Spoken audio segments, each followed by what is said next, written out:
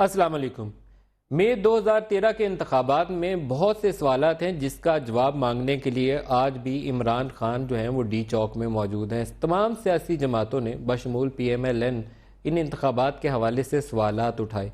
2-3 ऐसे इदारे थे जिनके इर्द गिर्द इस इलेक्शन ने घूमना था। बुनियादी रोल तो इलेक्शन कमीशन ऑफ पाकिस्तान का था, लेकिन शायद पहली बार ऐसा हुआ था कि नादरा, जिसके पास एक बहुत अच्छी डेटाबेस मौजूद है पाकिस्तानी शहरियों की, उसको इंगेज किया गया। फहरिस्तें बनाई गई कंप्यूटराइज्ड, और उसमें फ़ोटो भी बनाई गई साथ लोगों की, वोटर्स की। और इसके अलावा बहुत सारे इश्यूज जो थे जिसमें कैंडिडेट्स जिन्होंने इलेक्शन में हिस्सा लेना था उसकी क्लियरेंस के हवाले से भी NADRA, State Bank of Pakistan, NAB और FBR से डाटा लिया गया। इलेक्शन कमीशन ऑफ पाकिस्तान ने खुद अपने इदारे इलेक्शन कमीशन के अंदर भी एक सेल बनाया कि इन कॉन्टेस्टिंग कैंडिडेट्स को 62-63 पे पूरा उतरते हैं या नहीं, किसी ने टैक्स में कोई गड़बड़ की है या SPP का कोई लोन डिफॉल्ट किया है, तो उसको सेल को चेक करना था। फिर मकनातीसी स्याही का इस्तेमाल आ गया कि वो हम थंब इम्प्रेशन वेरिफिकेशन की सलाहियत भी रखते हैं, वो भी करेंगे। नादरा के पास पूरा डाटा है, उसको चेक कर लेंगे, बाद में भी करना होगा।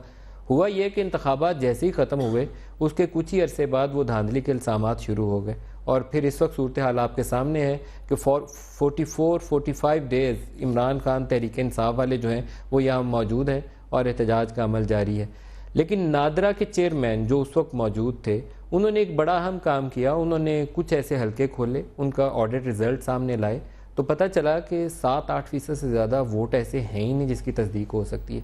तो बहुत एक इशू पैदा हो गया, नादरा चेयरमैन को अचानक फारिग कर दिया गया और फिर एक नई कंट्रोवर्सी शुरू हो गई। तो बहुत से सवालात नादरा चेयरमैन के इर्द गिर्द भी हमारे जहन में आते हैं कि उनको क्यों हटाया गया, कोर्ट ने उनको क्यों रीइंस्टेट किया, क्या उनको कोई धमकियाँ वमकियाँ मिली, जो अखबारात में हमने पढ़ा। और इंटीरियर मिनिस्ट्री के ऑफिशियल से भी पूछा कि टेलीफोन कॉल्स उनकी फैमिली को गए, उनकी फैमिली को लोग चेज़ करते थे, क्या मामला थे सारे। उन तमाम सवालों का जवाब देने के लिए आज हमारे साथ मौजूद हैं तारिक मलिक साहब, फॉर्मर चेयरमैन नादरा। तारिक, अस्सलाम वालेकुम। वालेकुम अस्सलाम। तारिक साहब, बहुत शुक्रिया। एक तो आपने मुझे पकड़ लिया आखिरकार, और बड़े मेरे इसरार के बाद और मेरी बड़ी जिद्दोजहद के बाद आप आज मेरे साथ हैं इंटरव्यू में। बहुत बेसिक सवालात से आगाज करूंगा ताकि सुनने वालों को पूरी कहानी जो है हम स्टेप बाय स्टेप इस प्रोग्राम में सुनाते जाएं। पहले तो यही फरमा दीजिएगा कि आपको एज चेयरमैन नादरा हटाया क्यों गया? सबसे पहले तो मैं आपका शुक्रगुजार हूं कि आपने मुझे मौका दिया, और दूसरा ये है कि मैं इसलिए अवॉइड कर रहा था मीडिया पे आने पे कि आजकल बहुत ज्यादा पोलराइजेशन है, और सोशल मीडिया पे भी पॉलिटिकल पार्टीज भी हर बयान को आउट ऑफ कॉन्टेक्स्ट देख रही हैं। तो ये रविश खत्म होनी चाहिए कि किसी भी चीज जिसके बारे में हम बात करें वो आउट ऑफ कॉन्टेक्स्ट बयान की जाए। तो मैं जो भी बातें कहूंगा फैक्ट्स के साथ कहूंगा इंशाल्लाह, और रिक्वेस्ट करूंगा कि किसी जर्नलाइजेशन की बेस्ड पे स्पेसिफिक कंक्लूजन पे ना पहुंचा जाए, और इसी तरह किसी स्पेसिफिक कॉन्स्टिट्यूएंसी के बारे में या कोई स्पेसिफिक इन्वेस्टिगेशन के बारे में बात करते हुए हम बहुत बड़ी जर्नलाइजेशन ना करें। ठीक है, फेयर इनफ। रिक्वेस्ट होगी। और आपने जो मुझे कांटेक्ट किया था, आपने यही कहा था कि अब डिबेट चल पड़ी है इलेक्टोरल रिफॉर्म की तरफ, अब डिबेट पर चल पड़ी है कि जुडिशल कमीशन बनाए तो ये इन्वेस्टिगेट किया जाए कि व्हाट वेंट रॉन्ग। तो उस सिलसिले में मैं हाजिर हूं किसी भी कॉम्पिटेंट फोरम पे, पार्लिमान या आला अदालतें अगर बुलाती हैं तो मैं उनको असिस्ट करने के लिए तैयार हूं और बताने के लिए तैयार हूं कि अगर सुप्रीम कोर्ट कोई ऐसा कमीशन बनाए जिसमें इलेक्टोरल रिफॉर्म्स का जिक्र हो या ये सवाल जानने की कोशिश की जाए कि क्या करने की जरूरत है, तो तारिक मलिक साहब एज फॉर्मर चेयरमैन नादरा उसके सामने पेश होने के लिए तैयार है? जी बिल्कुल, मैं उनको असिस्ट करने के लिए तैयार हूं, कोई भी कॉम्पिटेंट अथॉरिटी अगर बुलाएगी। बाकी जहां तक आपने पहला सवाल किया कि पहले बेसिक क्वेश्चन पे क्यों आपको हटाया गया एज चेयरमैन नादरा, देखें ये सवाल तो मुझे अचानक रात के पिछले पैर निकालने वालों से पूछना चाहिए था। मैं तो सिर्फ देखिए, अगर कोई, मैं समझता हूं कि मुझे कोई गलत काम करने के लिए कह रहा है और मेरा ज़मीर नहीं गवारा करता, तो फिर राइट फोरम मीडिया पे आना नहीं है। राइट फोरम था कि मैं उसको काम करने से, गलत काम करने से इनकार करूं और अदालत में चला जाऊं, अपना मौकफ पेश करूं। ये मैंने किया, और अदालत ने हाई कोर्ट के, मैं उसके बाद जाता हूँ हाई कोर्ट की तरफ, बाद में चलेंगे, स्टेप बाय स्टेप लेके जाऊंगा हाई कोर्ट की तरफ। पहले ये बता दें वो गलत काम क्या था? देखिए देखिए बात ये है कि एक अगर इलेक्शन ट्रिब्यूनल्स बनाए गए, नादरा ने खुद नहीं कहा कि हमने इन हलकों की तस्दीक करनी है। इलेक्शन ट्रिब्यूनल इलेक्शन कमीशन जो इलेक्टोरल एक्ट है उसके तनाजुर में बनाए गए, 120 दिनों में उनको फैसला करना था। 14 या 15 इलेक्शन ट्रिब्यूनल्स बनाए। उन इलेक्शन ट्रिब्यूनल ने हमें, वो जो कि एक अदालत है, वो एक किसी भी इदारे को कह सकती है कि वो हमें असिस्ट करें। तो उन्होंने जब मुझसे असिस्टेंस मांगी तो मैंने उनको कहा कि ठीक है, हम असिस्टेंस करने के लिए आपकी तैयार हैं, लेकिन अरबाब इख्तियार ने ये समझा कि हमने खुद से उन इलेक्शन ट्रिब्यूनल को कहा है कि हम खुद से हल्के। ट्रिब्यूनल्स ने आपको क्या कहा था, क्या मदद मांगी थी आपसे?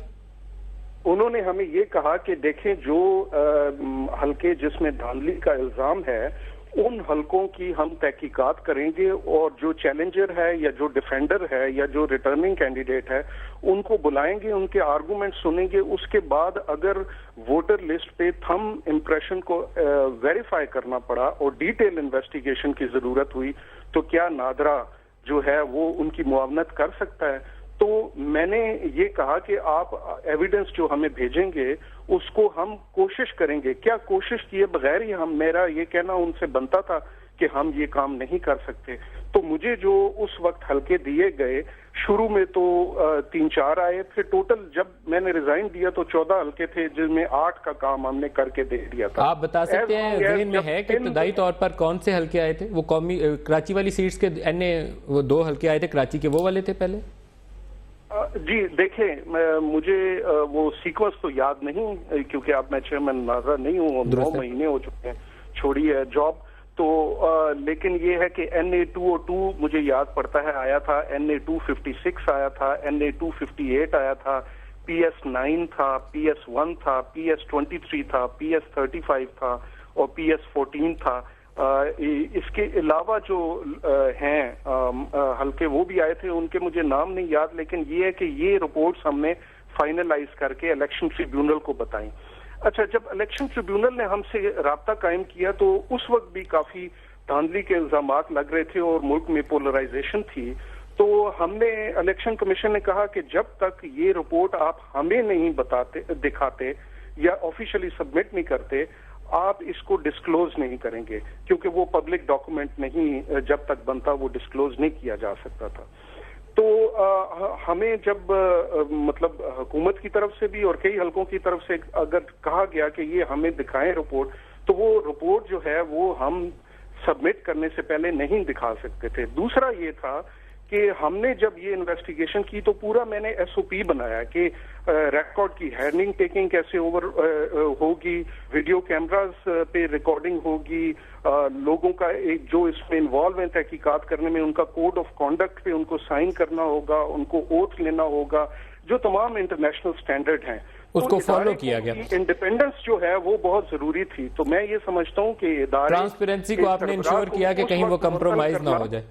लेकिन तारिक साहब ये फरमाइएगा कि ये जो हल्के आपने खोले 256, 202, 250, 258, PS 9, 23, 35, ट्रिब्यूनल्स ने आपको कहा कि हमें ये वेरिफिकेशन करके दीजिए, तस्दीक करके चेक करके बताइए कि इसमें पोलिंग जो है वो वोट जो है उनका स्टेटस क्या है, सही कितने हैं, गलत कितने हैं। यही कहा ना, ट्रिब्यूनल्स ने आपसे मदद मांगी और आपको चेक करने के लिए रिकॉर्ड दिया।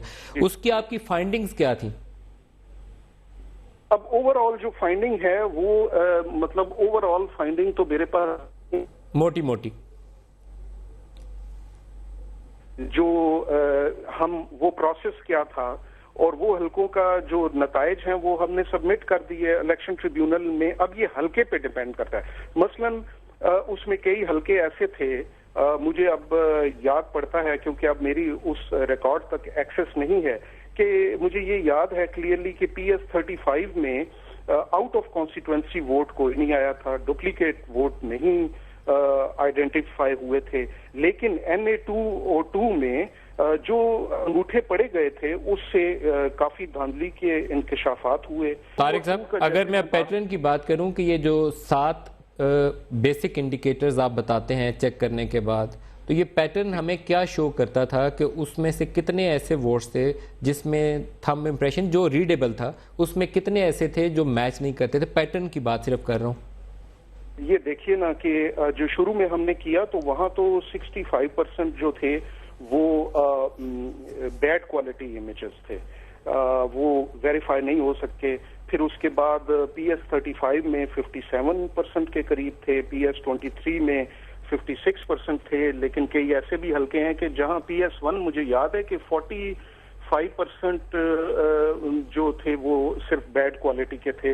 तो वो तो अगर प्रोसेस उसको जारी रहना है, कोई ये तयन नहीं कर सकता कि 7 हलकों की बुनियाद पे पूरे बाकी जो हैं वो प्रोसेस कोई रोक दिया जाए, क्योंकि ये तो पढ़े ही नहीं जाते।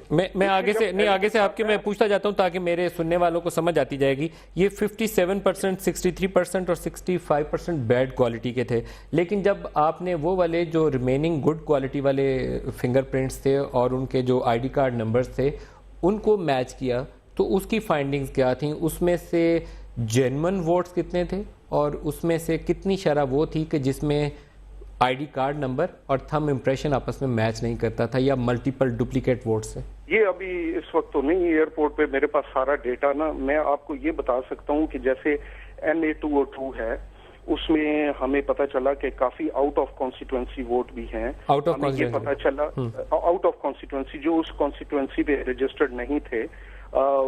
हमें कई ऐसे हलके हैं कि जहां कोई खास वो धांधली के शुभात नहीं भी पाए गए और वहां मैच हो गए। तो देखिए बात ये है कि जो डिबेट शिफ्ट की जा रही है ना कि अंगूठे पढ़े नहीं जा सके, वो एक अलग बात है। अगर नहीं पढ़े जा सके उसकी बाकायदा तहकीकात होनी चाहिए कि कौन सी इंक यूज हुई थी, कब यूज हुई थी, किसने ऑर्डर की थी, क्या क्वालिटी। तारिक मलिक साहब, ये वैसे इसका भी जवाब देते जाइए। है कि जो पढ़े जा रहे हैं वो एक पैटर्न को आइडेंटिफाई करते हैं जिस पे कि इलेक्शन ट्रिब्यूनल जो है इन्फॉर्म्ड डिसीजन ले सकता है, और इस अमल को जारी रहना चाहिए। इस अमल को जारी रहना चाहिए। जो पढ़े जा सकते हैं, आप कहते हैं कि वो एक पैटर्न को इंडिकेट करता है, उसी बुनियाद के ऊपर जितने हल्के बाकी हैं उनसे भी वोटों की तस्दीक का अमल जारी रह सकता है। हाँ, भले जितना भी टाइम लगे, क्योंकि इस प्रोसेस को स्टॉप नहीं करना चाहिए। और ये दिस इज वन वे कि जिससे हम लोगों का ट्रस्ट डेफिसिट दूर कर सकते हैं इस सिस्टम पे। हमने इतना काम किया इलेक्शन, लेकिन क्या नादरा के पास कैपेसिटी है कि 272 कौमी असम्बली के हल्के हैं और इसके अलावा सूबाई को मिला ले तो 1100 बन जाते हैं? कितना टाइम लगेगा? इलेक्शन ट्रिब्यूनल ने 272 का तो नहीं कहा ना, जो हमारे पास आए हैं। अगर करना भी है, देखें, एक तो ये है कि नादरा के सिस्टम में 100 फिंगरप्रिंट पर डे करने की कैपेसिटी थी, जो कि जब मैं नादरा का चेयरमैन था तो उसको इंक्रीज किया गया और हम अब 100,000 फिंगरप्रिंट एक दिन में करने के काबिल। 1 लाख फिंगरप्रिंट्स पर डे आप वेरीफाई कर सकते हैं? हम वेरीफाई कर सकते हैं, नंबर 1। नंबर 2 कि निगरान हुकूमत ने इस सिस्टम को अपग्रेड करने के लिए एक डिसीजन लिया था और उन्होंने करोड़ रुपए ली चाहिए नादरा को, ताकि वो सिस्टम अपग्रेड कर सके, ताकि 5 लाख फिंगरप्रिंट एक देख सके।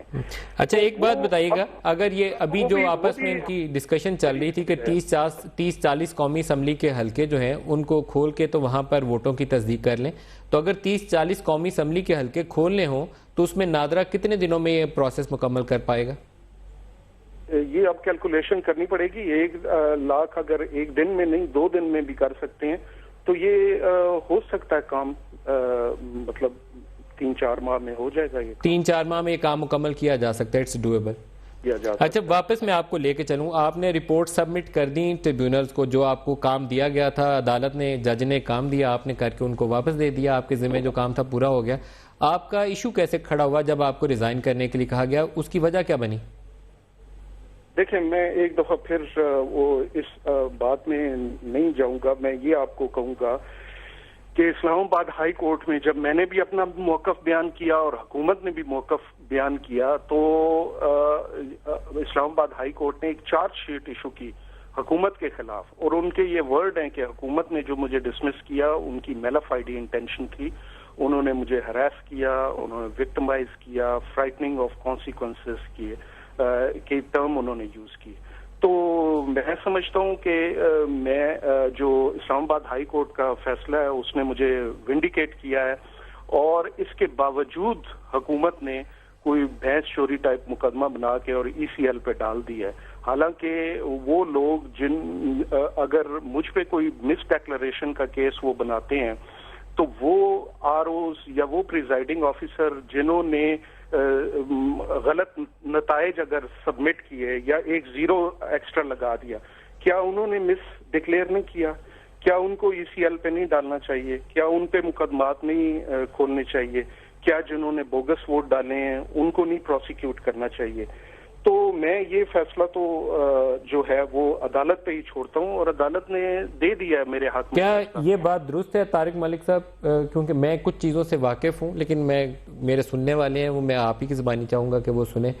ये बात दुरुस्त है कि आपकी फैमिली को हैरेस किया जा रहा था, जिसमें टेलीफोन कॉल्स भी शामिल हैं, ये भी चीज़ शामिल है कि वो चेज़ किया जा रहा था? ये तो सेनेट के रिकॉर्ड पे है ना। मुझे जब धमकियां मिली और मेरी फैमिली को भी मिली तो हमने वो नंबर्स दिए हुकूमत को कि इसकी तहकीकात करे। अच्छा, हुकूमत को सेनेट ने भी कहा, सेनेटर तला की रिपोर्ट है standing committee on interior and narcotics की, जिसमें उनको इंस्ट्रक्ट किया गया कि इसको सिक्योरिटी दें और इनकी तहकीकात करें। लेकिन वो तहकीकात उस वक्त स्टार्ट की गई जब मैं रिजाइन कर दिया। तो इतनी लेट क्यों की गई? नंबर 2, क्या मैं उनसे पूछ सकता हूं कि उन्होंने मुझे सिक्योरिटी क्यों नहीं फराहम की जब मुझे ये थ्रेट्स थी? नंबर 3, जब वो तहकीकात शुरू भी की गई तो वो फिर मुझे बताया गया कि वो तो गरीब लोग हैं और आप ये लिख के दे दें कि मिसअंडरस्टैंडिंग से हुआ है और ये आपके घर वालों को भी अदालत में बयान देना पड़ेगा। तो कौन शरीफ शहरी जो है वो ये एक्सपेक्ट करता है कि वो मतलब अदालत में ये वो जाता रहे, पेशियां भुगतता रहे? तो मैंने कहा लेकिन आपकी जो तारिक साहब, और आप थ्रेट्स नहीं है तो ठीक है। मैंने तारिक साहब, जो आपकी फैमिली की हैरेसमेंट का अमल था उसका आगाज कब होता है? जब ये वोटों की तस्दीकी अमल का काम शुरू होता है उसके बाद या उससे पहले? जी, उसके बाद ही आना शुरू हो गया, लेकिन मैंने डॉक्यूमेंट करना शुरू किया अक्टूबर से, शायद सितंबर अक्टूबर में ही मैंने लिख के देना शुरू कर दिया। पहले तो हम खुद ही इन्वेस्टिगेट करते रहे नादरा में कि कौन है, फिर कुछ लोगों के हमने शनाख्ती कार्ड आइडेंटिफाई किए कि यहाँ से थ्रेट्स आ रही हैं और हेल्प करने के लिए कि गवर्नमेंट इस पे एक्शन ले, तो हमने उनको लिख के भेजी। तो मेरी 3-4 समरीज हैं, उसमें लेटर्स भी आए मुझे थ्रेटनिंग। वो लेटर की कॉपियां भी लगा के हमने हुकूमत को भेजी कि जी ये हमें आ रहे हैं, धमकियां आ रही हैं और इनकी आप तहकीकात करें। तो हुकूमत ने एक्ट किया उस पर या नहीं एक्ट किया? उस पे एक्शन तब स्टार्ट हुआ जब मैं रिजाइन कर गया, रिजाइन करके आ गए। लेकिन जब आपको अदालत ने बहाल कर दिया था, आपके हक में फैसला दे दिया था इस्लामाबाद हाई कोर्ट ने, तो फिर आपने रिजाइन क्यों किया? देखिए, बात ये है कि एक मतलब आपके वजीर दाखिला जो हैं वो मेरे खिलाफ 1.5 घंटे की प्रेस कॉन्फ्रेंस करते हैं और बेबुनियाद इल्जामात भी लगाते हैं। तो देखिए, जब आप पे कोई इल्जाम लग जाए इन ऑल फेयरनेस, तो मैंने ये सोचा कि मैं भाई ये अगर मेरे वजीर दाखिला बड़े होकर चेयरमैन नादरा बनना चाहते हैं तो वो बन जाए चेयरमैन नादरा और तहकीकात कर लें मेरे इल्जामात की। जब मैं अगर उस पोजीशन पे रहता हूं तो वो तहकीकात नहीं हो सकती मीनिंगफुल। तो इस पे तो उनका पॉइंट है। अब 9 माह हो गए हैं और मुझ पे जो इल्जामात लगाए गए थे उसमें सिवाय एक के मैं दोहरी शहरियत थी और उसको मैंने छुपाया, हालांकि मैंने कोई छुपाया नहीं है। और जब पासपोर्ट बनाया वो ऑप्शनल फील्ड होती है या फील्ड थी नहीं उसमें पाकिस्तानी पासपोर्ट। वैसे इंटरेस्टिंग ये है कि अभी भी चेयरमैन नादरा के जो एड्स हैं वो इंटरनेशनल प्रेस में छप रहे हैं। जी, और अगर वो कहते हैं कि चेयरमैन नादरा दोहरी शहरियत का नहीं होना चाहिए, तो अब ऐड दे रहे हैं न्यूयॉर्क टाइम्स में जिसमें ओवरसीज पाकिस्तानी को कह रहे हैं कि आप अप्लाई करें। तो दोहरी शहरियत वाले अब अप्लाई करें उसी में। तो वैसे तारिक साहब, एक अच्छा जवाब इसका ये होगा हुकूमत को कि आप दोबारा अप्लाई कर दें। नहीं, बात ये है कि देखें, नादरा का बिजनेस है कि वो दोहरी शहरियत वालों को भी कार्ड बना के दे। एक ब्रेक ले लें, ब्रेक से वापस आएंगे। नादरा का इलेक्शन में रोल और अब इलेक्टोरल रिफॉर्म या फ्यूचर, उसमें क्या करना है, हमारे साथ रहिए।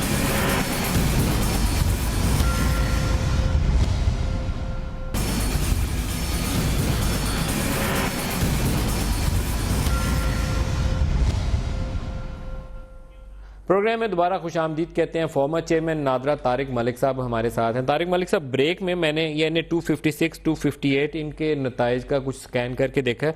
अभी जो मोटे मोटे इसके रिजल्ट्स थे जो आपने नादरा वालों ने ट्रिब्यूनल को सबमिट किए और फिर हमने उस पर प्रोग्राम भी किया था, मैंने उसकी कुछ फिगर्स देखी हैं। सिर्फ 8% वोट तकरीबन ऑन एवरेज ऐसा था जो मुकम्मल तस्दीक शुदा था। बाकी या तो पुअर क्वालिटी इंक थी, 65-70% तस्दीक नहीं हो सकता था, या वो उनके आईडी कार्ड नंबर्स मैच नहीं थे करते, या आउट ऑफ कॉन्स्टिट्यूएंसी था। तो ये सिर्फ 8% ऑन एवरेज था। तो इलेक्टोरल रोल्स की क्वालिटी जब इतनी इंप्रूव कर ली थी तो फिर सिर्फ 8% क्यों काबिल तस्दीक हुआ? देखिए, ये एक तो वो रिपोर्ट मेरे सामने नहीं है, मैं इस वक्त एयरपोर्ट पे हूँ। दूसरा ये है कि जो एनालिसिस किया इलेक्शन ट्रिब्यूनल के कहने पे हमने, नादरा ने, और उसका नतीजा इतना ओवरवेलमिंग था कि कोर्ट ने वहां रीपोल का कहा, और उस इलेक्शन में रीपोल होता है, जो चैलेंज करने वाला है वो जीत जाता है। तो इससे बड़ा क्या सबूत है कि उस हलके में धांधली हुई है, ये एस्टेब्लिश हो गया। ठीक है, नंबर 1। नंबर 2 ये है कि जो आप कह रहे हैं नादरा का इलेक्शन कमीशन का और उस वक्त की जो निगरान हुकूमत थी या जो भी हुकूमत अब है या पुरानी है, उन सब का एक अपना अपना रोल है, उसी तनाजर में उनको देखना चाहिए।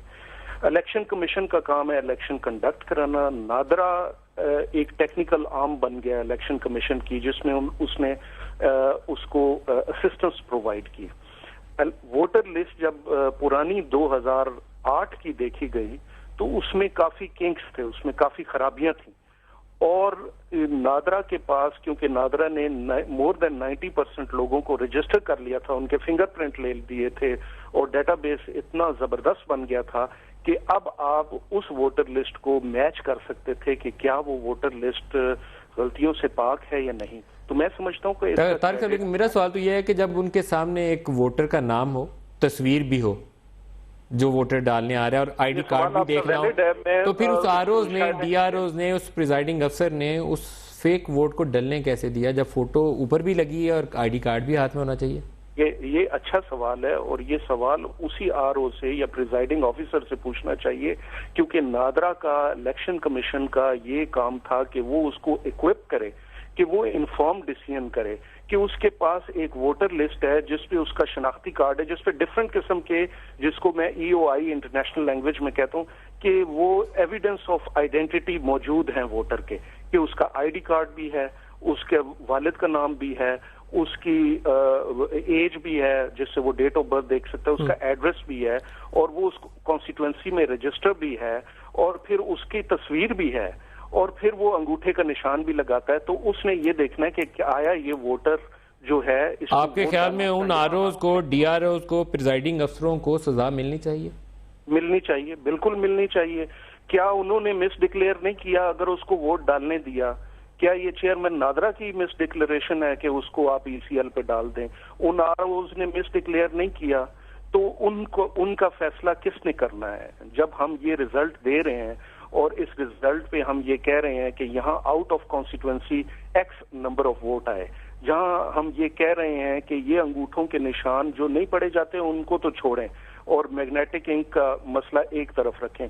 आप ये देखें कि जिनके पढ़े जाते हैं और एस्टेब्लिश होता है कि इन्होंने 57 दफा डाला है। NA 202 में जब मैं बंदे का नाम बता रहे हैं, एड्रेस बता रहे हैं, खवातीन का वो पोलिंग स्टेशन बता रहे हैं कि जिससे उसने 310 दफा बोगस वोट डाले, तो कोई अल्लाह का बंदा या मीडिया वाला ही उधर चला जाए और उससे पूछे कि जतोई साहब आपने ऐसा क्यों किया, क्योंकि नादरा की ये फाइंडिंग है, इलेक्शन कमीशन की ये फाइंडिंग है। और फिर जब इलेक्शन ट्रिब्यूनल उससे उस चीज को एक्सेप्ट करता है और वहां पोलिंग रीपोल ऑर्डर करता है, और एक लिटमस टेस्ट है कि उसमें जो चैलेंज करने वाला है वो जीत जाता है, तो फिर नादरा की रिपोर्ट तो ठीक हो गई। ये फरमाइएगा कि ये जो मैग्नेटाइज्ड इंक इस्तेमाल करने का मशवरा था, ये नादरा का था?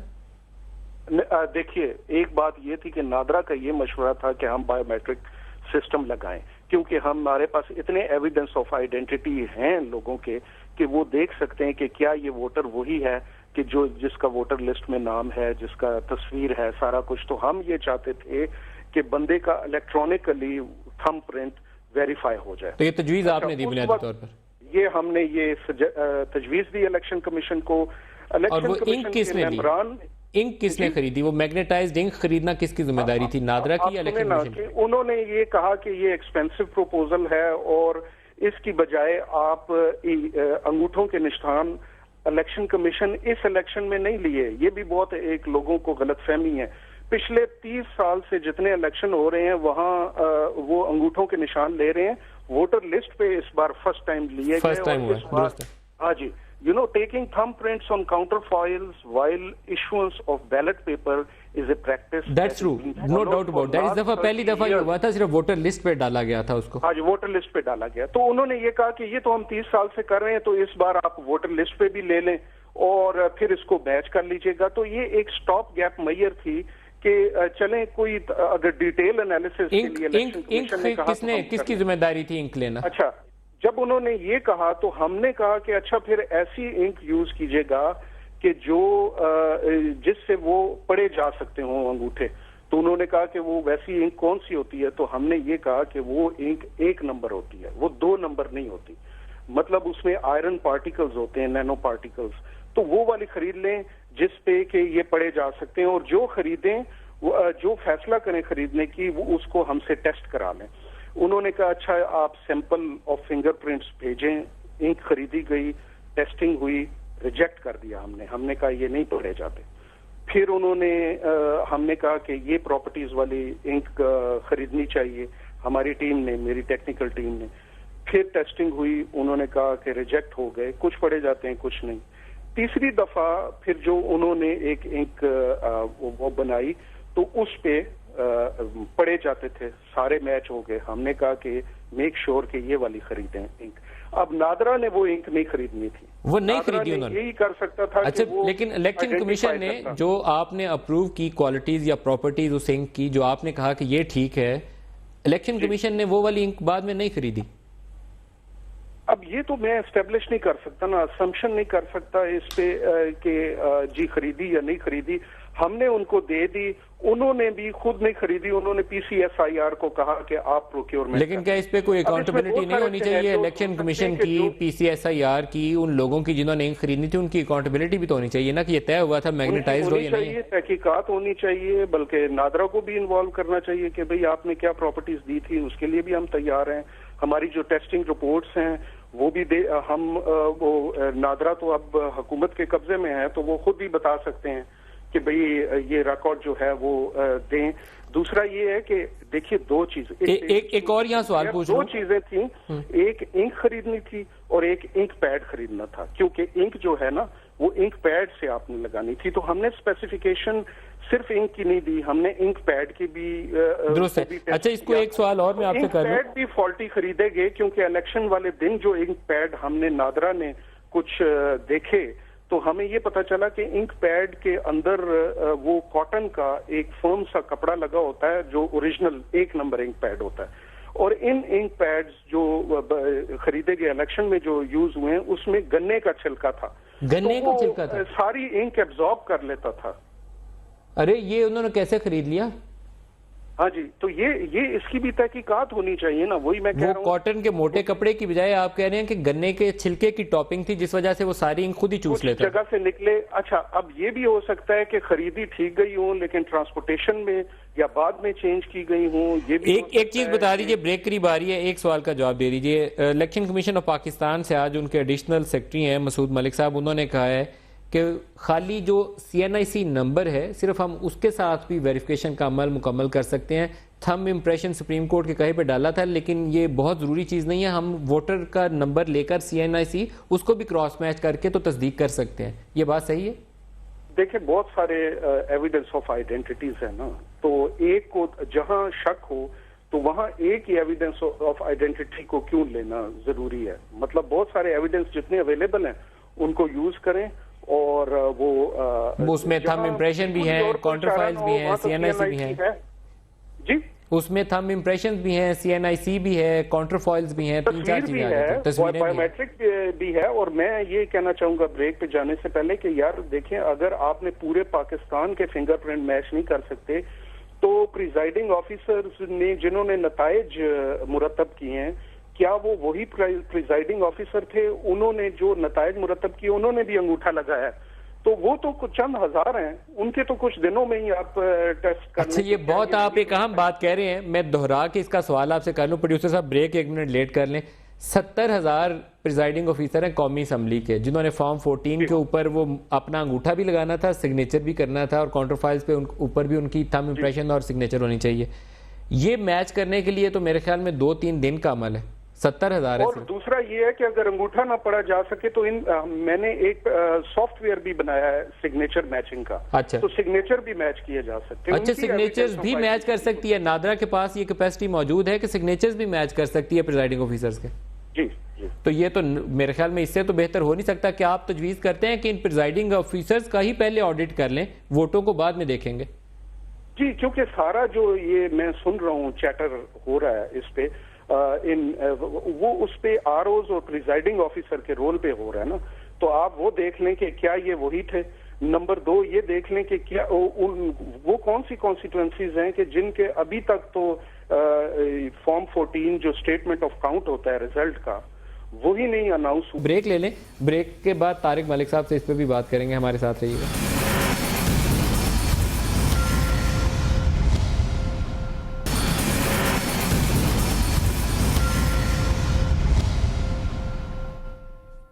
Welcome back. तारिक मलिक साहब हमारे साथ हैं। तारिक साहब, ये फरमाएगा कि कंप्यूटर सिस्टम जिस पे फॉर्म 14 चढ़ना था, यूएनडीपी ने हमें पैसे भी दिए थे, हमने कंप्यूटर्स भी खरीदे, आरओज डीआरओज को तरबियत भी दी, उस रात बैठ गया 12 बजे के बाद, क्या हुआ था?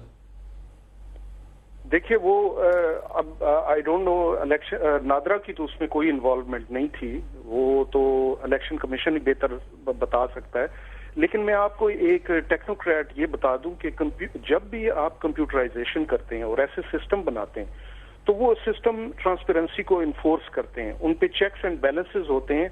अगर आप ऐसा कोई सिस्टम जिसमें कि रजिस्टर्ड वोट से ज्यादा वोट वो आरओ डालने की कोशिश कर रहा है, तो सिस्टम तो क्रैश करेगा, वो नहीं एक्सेप्ट करेगा। अगर रजिस्टर्ड वोट से ज्यादा वोट डालने की कोशिश करेगा आरओ या डीआरओ, तो सिस्टम क्रैश कर जाएगा।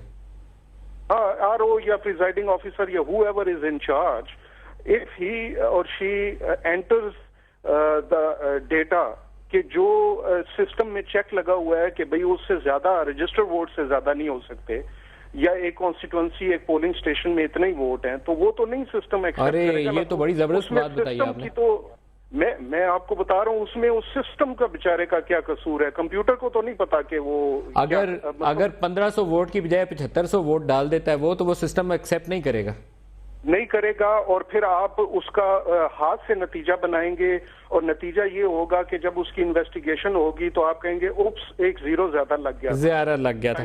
एक सवाल कर लूं आपसे। एक इलेक्शन कमीशन ने अपनी रिपोर्ट में अभी डाला है कि उन्होंने कहा है कि डिलिबरेट अटेम्प्ट टू फ्रॉड अगर कोई आरओ या डीआरओ करता है तो हमारे पास कोई इख्तियार नहीं है उनके खिलाफ कार्रवाई के लिए। नादरा का सिस्टम क्या इतना तगड़ा है कि वो डिलिबरेट अटेम्प्ट टू फ्रॉड जो आरओ या डीआरओ करे उसको पकड़ सके इसी डेटा की बुनियाद के ऊपर? देखें, अगेन मैं ये कहता हूँ कि रोल में पर्सपेक्टिव में रख के देखें, नादरा ने इलेक्शन नहीं कराना। दुरुस्त है, नहीं ये आपका जिम्मेदारी नहीं थी। मैं तो सिर्फ आपके सिस्टम को अगर इस्तेमाल करते हुए हम चेक करना चाहें तो चेक कर सकते हैं उन्हें। हम उनकी ये मुआवनत कर सकते हैं, करंट जो नादरा के चेयरमैन हैं, और उनको ये चाहिए भी, ऑफर करनी चाहिए कि भाई देखें कि अगर जो आरओज थे क्या वो वही आरओज थे, उनके सिग्नेचर मैच कर लें, उनके अंगूठे मैच कर लें, और कोई जुडिशियल कमीशन बनता है और वो डिटेल इन्वेस्टिगेशन के लिए कहता है कि इन्होंने जो रिजल्ट फॉर्म नहीं भरे थे, कब भरे थे, किसने भरे थे, किसको सबमिट किए थे, उस इन्वेस्टिगेशन में नादरा अगर कोई बायोमेट्रिक वेरिफिकेशन चाहिए तो की खिदमत चाहिए तो उसको करनी चाहिए। अच्छा, रिसेंटली एक कॉमसेट्स की बिल्डिंग में आपका कोई ऑफिस है, वो बड़ा उसका चर्चा रहा, वो कॉमसेट्स की बिल्डिंग में आपका ऑफिस क्या करता है? देखें, बात यह है कि मतलब वही हर चीज को पर्सपेक्टिव में देखना चाहिए। ये एक सेंसिटिव एक्सरसाइज है और नादरा के ऑफिसेज बेपनाह जगह पे हैं, तो उस ऑफिस में जाहिर है कि ये वेरिफिकेशन हो रही होगी और उस अमले को अलग रखा गया होगा उस अमले से कि जो शनाख्ती कार्ड बना रहा है या जो regular day to day business run कर रहा है। क्योंकि मैंने आपको बताया ना कि मैंने एक कोड ऑफ कॉन्डक्ट बनाया, मैंने वीडियो कैमरे लगाए जिसकी सर्वेलेंस करनी है। अब मैं जगह जगह अगर सर क्विक फायर थोड़ा सा, क्योंकि लास्ट 2 मिनट चल रहे हैं, क्या वहां पर कोई ऐसी चीज पॉसिबल है कि जहां प्रिंटिंग या थंब इंप्रेशन को कॉपी किया जा सके?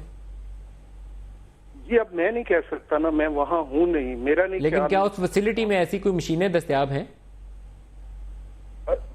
अगेन मतलब मैं तो अभी वहां नहीं हूं। वो देखिए बात ये है कि मुझे पूरा यकीन है नादरा के जो लोग हैं वहां काम करने वाले टेक्निकल स्टाफ, मैं नहीं समझता कि वो ऐसा करेंगे। They are thorough professional. अच्छा, एक आप अगर तजवीज करें, मैं आपसे पूछूं कि मोटी कोई तजवीज करें कि इलेक्टोरल रिफॉर्म करनी है तो क्या करना चाहिए, तो आप क्या करेंगे?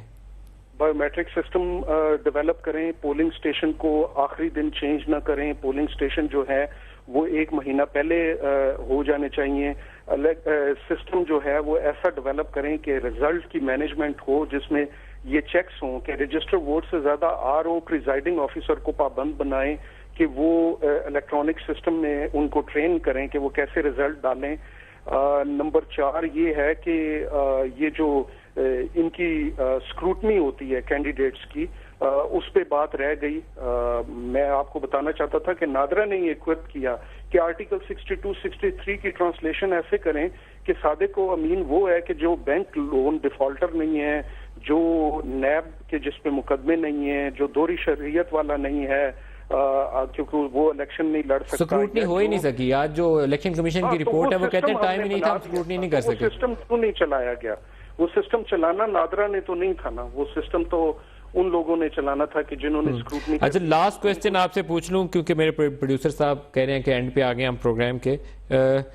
जो रिजल्ट्स हमने देखे हैं या जो रिजल्ट्स नादरा ने वेरीफाई करके ट्रिब्यूनल्स को दिए, मैंने उन सब के ऊपर प्रोग्राम बारी बारी किए हैं। 8% के करीब वो काबिल तस्दीक वोट हैं, 65-70% के ऊपर आप लोग कहते हैं कि वो तस्दीक के काबिल नहीं है, वेरीफाइबल नहीं, क्योंकि इंक सही यूज़ नहीं हुई। तो जो रिमेनिंग है 25-30% वोट, वो ऐसा है या वो फेक वोट है या आउट ऑफ कॉन्स्टिट्यूंसी है या रजिस्टर्ड वोट 1500 हैं तो 7500 गए हैं। तो इस पैटर्न को आप क्या कहेंगे लार्जली? अगर ये 10, 12, 14 जो आपने देखी थी कॉन्स्टिट्यूंसीज, उसकी बुनियाद के ऊपर पैटर्न ये क्या सजेस्ट करता है कि कितने % ट्रांसपेरेंट था इलेक्शन और कितने % जो था वो ट्रांसपेरेंट नहीं था? नहीं, इलेक्शन सिर्फ इस पे वोटर लिस्ट पे नहीं है ना। इलेक्शन जो है वो होता है कि प्री पोल होता है, ड्यूरिंग द पोल है, ये ड्यूरिंग द पोल देख रहा है इलेक्शन को, और फिर पोस्ट पोल होता है। ड्यूरिंग प्री पोल में कुछ तो ये भी कहते हैं कि कुछ पार्टीज को हिस्सा ही नहीं लेने दिया गया, टेररिस्ट अटैक हुए, ठीक है।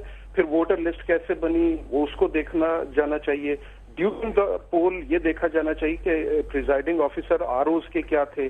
पोस्ट पोल में ये देखना चाहिए कि जो अरबाब इख्तियार हैं उन्होंने इन्वेस्टिगेशन को या जस्टिस को ऑब्स्ट्रक्ट करने की तो कोशिश नहीं की। तो मेरे ख्याल में एक अगर मैं की फाइंडिंग आज के प्रोग्राम से एनालाइज करना चाहिए, सिर्फ 3-4 हलकों के 7 हलकों के अगर एक आपके आज के प्रोग्राम की मेरे ख्याल में की वो सुजेशन ले सकूं तो मेरे ख्याल में आपकी तजवीज़ ये है कि वो आरओज, डीआरओज और प्रिजाइडिंग ऑफिसर्स, एक तो उनका डेटा जो है वो इलेक्ट्रॉनिकली हम बायोमेट्रिक से वेरीफाई करके देख लें वो जेन्युइन थे या नहीं, और उन्होंने जो फॉल्ट्स किए हैं उसके ऊपर उनको पनिश करें फॉर रॉन्ग डिक्लेरेशंस या रॉन्ग रिजल्ट्स।